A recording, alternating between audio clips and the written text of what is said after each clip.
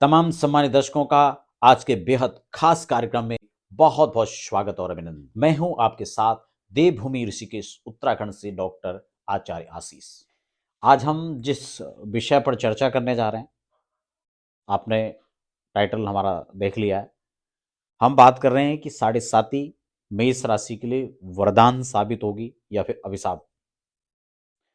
क्योंकि ये इसलिए आज का जो चैप्टर महत्वपूर्ण है वो इसलिए भी है क्योंकि इसको लेके लोगों के मन में एक भय रहता है कि साढ़े साती प्रतिकूल वातावरण को ही लेके आएगा, जबकि ऐसा बिल्कुल भी नहीं है।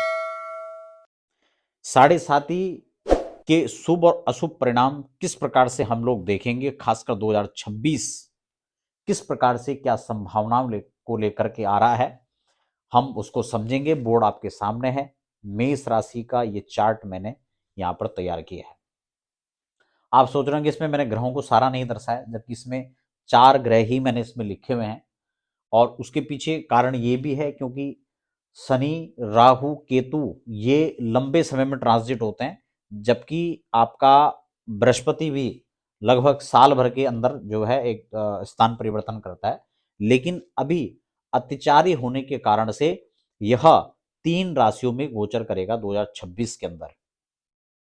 तो किस प्रकार की व्यवस्थाओं को लेकर के ये आ रहा है, इस पर हमारी चर्चा रहेगी।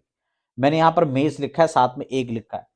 जब हम कुंडली में किसी भी अंक को देखते हैं तो वो राशि ही कहलाती है, लेकिन यहां पर आप इसको मेष लग्न वाले और मेष राशि वाले, यानी लगन चार्ट में जिनका यहां पर मेष लिखा हुआ वो भी इसको समझें, और जिनकी राशि जहां पर अगर एक अक्षर कहीं भी है और उसमें चंद्रमा है तो उनकी मेष राशि बनती है। और अगर आपके लगन में, लगन चार्ट के अंदर फर्स्ट हाउस में 1 लिखा हुआ है तो ये आपका लगन हुआ। तो इस प्रकार से आप इसको समझिए।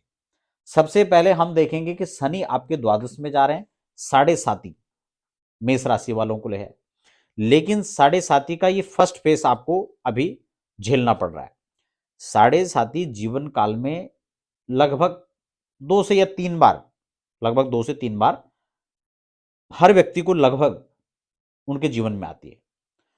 साढ़े साती आने का मतलब यही है कि शनिदेव न्याय प्रिय ग्रह हैं, न्याय के देवता कहे जाते हैं।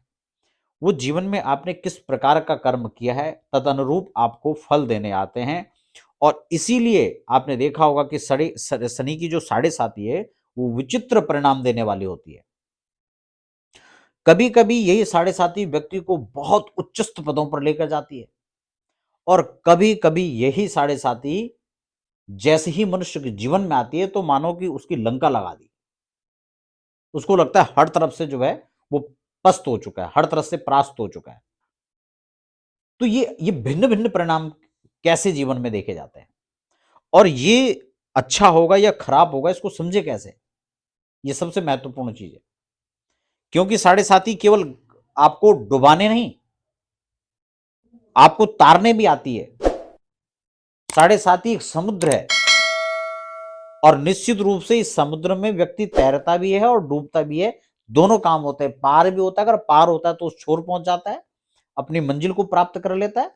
और अगर बीच में ही डूब जाता है तो फिर जीवन लीला समाप्त हो जाती है, फिर बचने का कोई चांस नहीं है यहाँ पर। तो इसीलिए जो साढ़े साती का दौर है वो व्यक्ति के जीवन काल में जब भी आती है, या तो सुनामी की तरह वो सब ले जा लेती है, या फिर वो सब कुछ दे के आती है।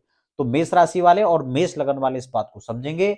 आपके इस वर्ष के अंदर देवगुरु थर्ड हाउस पर प्रथम चरण में साल के वर्ष के शुभारंभ में यहां पर होंगे, और तद उपरांत जो है जब ट्रांजिट करेंगे तो आपके जून के महीने में वो यहां पर आएंगे, और फिर अक्टूबर में यहां पर आ जाएंगे 31 अक्टूबर। तो 3 बार गुरु का परिवर्तन आपके उसमें होगा, और वर्षांत तक शनि यहीं पर रहेंगे, जबकि राहु भी लगभग यहां पे रहेंगे इस साल में लगभग, ठीक ना।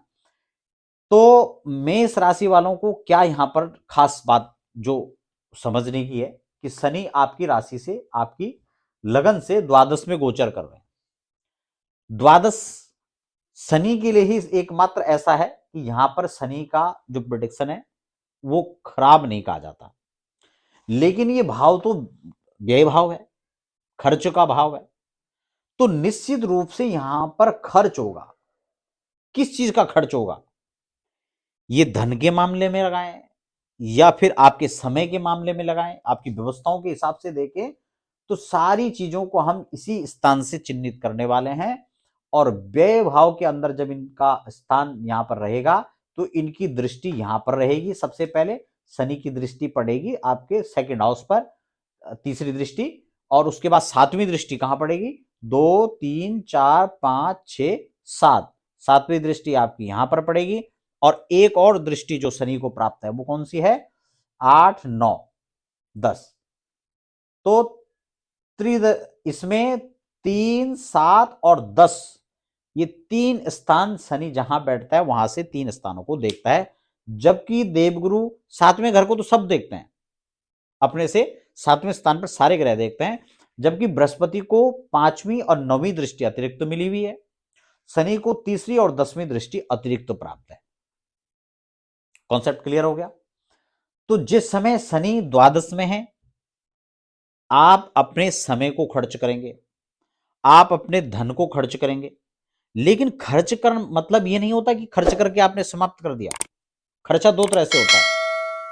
एक खर्च तो आप वो करते हैं कि जब आप अपने समय का हो या धन का हो या अपने स्वास्थ्य का हो, आप उसको बिल्कुल सही जगह लगा रहे हैं। हालांकि खर्च तो हो रहा है, आपने 100 रुपये खर्च कर दिया, लेकिन 100 रुपया आपने जो खर्च किया है वो गलत जगह में किया है या सही जगह में किया, ये महत्वपूर्ण चीज है। आपने 2 लाख रुपए लगा दिए, 10 लाख रुपए लगा दिए, लेकिन आपने एक प्लॉट पर वो खर्चा किया है, एक आपने इन्वेस्ट कर दिया वहां पर, तो स्वाभाविक है ये हर साल आपको कुछ ना कुछ देगा, हर महीने आपको देगा।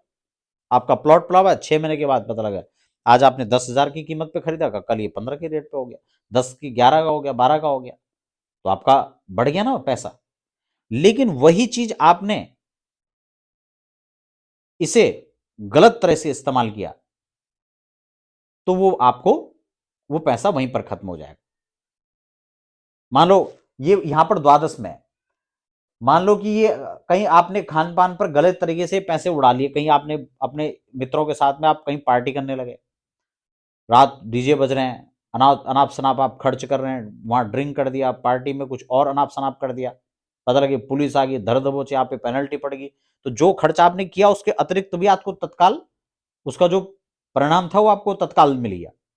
लेकिन अक्सर क्या होता है कि शनि की इस पीरियड में जब ये द्वादश में होता है, ये खर्चे तो करवाता है, अनाप शनाप खर्चे कराता है। शनि की 7.5 प्रथम चरण में कष्टकारी बहुत ज्यादा नहीं होता है। अक्सर ये आपको पहले चरण में देने का काम करता है, आपको अच्छा आपके तदनुरूप माहौल मिलेगा। आपको जो है खान पान का शौक है तो आपको वो देने लगा, आपको यात्रा करने का शौक है आपको वो देने लगा, आपको जो चीज चाहिए वो प्रथम प्रहर में प्रथम चरण में आपको मिल रहा है। आपको लग रहा है बहुत अच्छा चल रहा है, हमारे लिए तो 7.5 बहुत अच्छा है।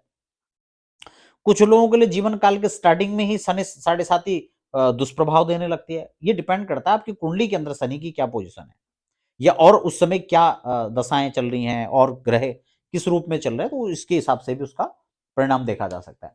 तो प्रथम चरण में अक्सर जो है शनि आपको अभिशाप बन करके नहीं बल्कि वरदान बन करके आता है। और उस समय आप उस समय का कैसा प्रयोग कर रहे हैं, कैसा उपयोग कर रहे हैं, ये आपके आने वाले समय के लिए आपका निर्धारित होता है। अगर आपने उस दौरान अच्छे काम किए, आपने किसी के परिश्रम का उसको धन नहीं मारा, आपने कोई गलत काम नहीं किया, आपने अपने समय का उपयोग अच्छा किया, आपने अपना धन का उपयोग अच्छा किया, आपने अपना मन का उपयोग अच्छा किया, तो निश्चित रूप से जो इनकी धन भाव पर दृष्टि पड़ रही है ये अब कुदृष्टि नहीं पड़ेगी। उसके बाद ये यहां से यहां पहुंचेंगे और तब सेकंड आपका जो है ये ढैया स्टार्ट होगी। आप समझ रहे हैं? और तब इसकी दृष्टि यहां परिश्रम पड़ जाएगी, तो आपके धन भाव को यहां से क्लियर हरी झंडी मिल जाएगी, तो आपका ये भाव और ये भाव दोनों सुरक्षित हो जाता है।